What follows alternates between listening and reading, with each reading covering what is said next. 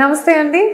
IVF treatment menopause అయిన తర్వాత అంటే ముట్లు ఆగిపోయిన తర్వాత ఒక లేడీకి చేయొచ్చా? సో ఇది ఒక బ్యూటిఫుల్ క్వశ్చన్ అండి. I have come across the comments చూస్తున్నప్పుడు ఈ క్వశ్చన్ అడిగారు. సో మెనోపాజ్ అయిపోయింది, బట్ సమ్వే మనకి ఇప్పుడు ప్రెగ్నెన్సీ కావాలని ఉంది, మరి ఇప్పుడు మనం ఏం చేయొచ్చు, ఛాన్స్ ఉందా? So menopause generally after 45 years 50 years ముట్లన్నీ ఆగిపోతాయండి. సో దీని గురించి క్లియర్గా ఎక్స్ప్లెయిన్ చేయడానికి this is doctor Shruti, consultant and fertility expert, 49 hospitals, LB Nagar branch.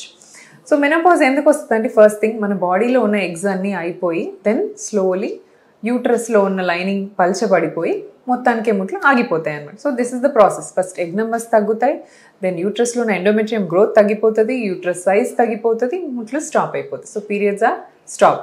But after menopause pregnancy రావాలి అంటే ఫస్ట్ థింగ్ మనకు ఒక హెల్దీ ఎగ్ ఉండాలి అండ్ దెన్ హెల్దీ యూట్రస్ ఉండాలి. యూట్రస్ అనేది హార్మోన్స్ ఇస్తే వెంటనే పెరిగిపోతుంది అనమాట. Uterus is very very receptive to hormones. Menopause అయినా పర్లేదు, మనం బయటి నుంచి ఎగ్ నుంచి ఏదైతే హార్మోన్స్ వస్తాయో మనం బయట నుంచి ఇస్తే ఆటోమేటిక్గా యూట్రస్ పెరిగిపోద్ది. సో యూట్రస్ అయితే ఈజీగా మనం గ్రో చేసుకోవచ్చు with in 2-3 months of time. Young వాళ్ళకి ఎంత సైజ్ ఉంటుందో యూట్రస్ ఆ సైజ్ మనం తెప్పియచ్చు మెనోపాజ్లో కూడా. But the main problem here is eggs. Menopause అయింది అంటే ఆల్మోస్ట్ 45-50లో ఉంటారు, వాళ్ళకి ఎగ్ రిజర్వ్ 0, వాళ్ళ బాడీలో ఒక్క ఎగ్ కూడా ఉండదండి. సో ఎగ్ లేనిది ప్రెగ్నెన్సీ ఎలా వస్తుంది? Here comes the role of donor. So ఇలాంటి వాళ్ళలో మనం డోనర్ ఎగ్స్ని చూస్ చేసుకుంటాము. అంటే వేరే వాళ్ళ దగ్గర నుంచి ఎగ్స్ మనం కొనుక్కోవచ్చు. సో ఎగ్స్ కొనుక్కుంటాము అండ్ హస్బెండ్ ఒకవేళ 50-55 years ఉన్నా స్పర్మ్ పనికి వచ్చే ఛాన్స్ ఉంటుంది. సో టెస్ట్ చేసి చూసుకోవాలి. స్పర్మ్ బాగుంది అంటే హస్బెండ్ స్పర్మ్ వాడచ్చు, లేదా హస్బెండ్ స్పర్మ్లో ప్రాబ్లం ఉంటే స్పర్మ్స్ కూడా మనం కొనుక్కోవచ్చు అనమాట. So donor eggs and donor sperms తీసుకొని మనం ఎంబ్రియోని తయారు చేస్తాం. సో దీంట్లో కపుల్కి ఏ రకమైన ట్రీట్మెంటు లేదు, ఓన్లీ గర్భసంచికి సంబంధించిన సైజ్ పెంచడానికి అవసరమైన ట్రీట్మెంట్ మాత్రం ఇస్తూ ఉంటాం.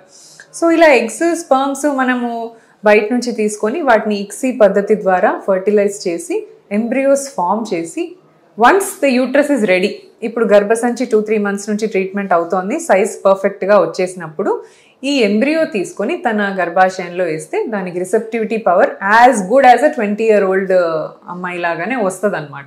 సో ప్రొవైడెడ్ మంచి ఎంబ్రియోస్ ఫామ్ చేసుకోవాలి. మనం డోనర్ సెలెక్ట్ చేసేటప్పుడు కూడా మంచి వాళ్ళని సెలెక్ట్ చేసుకోవాలి. వాళ్ళ బ్యాక్గ్రౌండ్ చెక్ ఉండాలి, వాళ్ళకి బ్లడ్ రిపోర్ట్స్ చెక్ చేయాలి, వాళ్ళ బ్లడ్ గ్రూప్స్ చెక్ చేయాలి, అన్నీ మ్యాచ్ చేసి డోనర్స్ తీసుకోవాలి.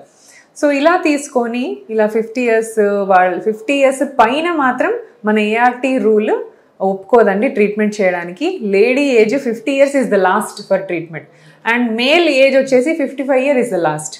మీరు విమెన్ 51 years, మేల్ 56 yearsకి వచ్చారనుకోండి, we'll straight away refuse treatment. Because law ప్రకారంగా వాళ్ళు 50 years తర్వాత కన్సీవ్ అయినా తర్వాత యూట్రస్ బాగున్నా సరే వాళ్ళకి హెల్త్ ప్రాబ్లమ్స్, హార్ట్ డిజీజో, డయాబెటీసో, హైపర్ టెన్షన్ ఇవి వస్తాయి. దీనివల్ల ప్రెగ్నెన్సీ కాంప్లికేషన్స్ ఎక్కువ అవుతాయి. So more than 50 years we are not allowed to do any form of treatment.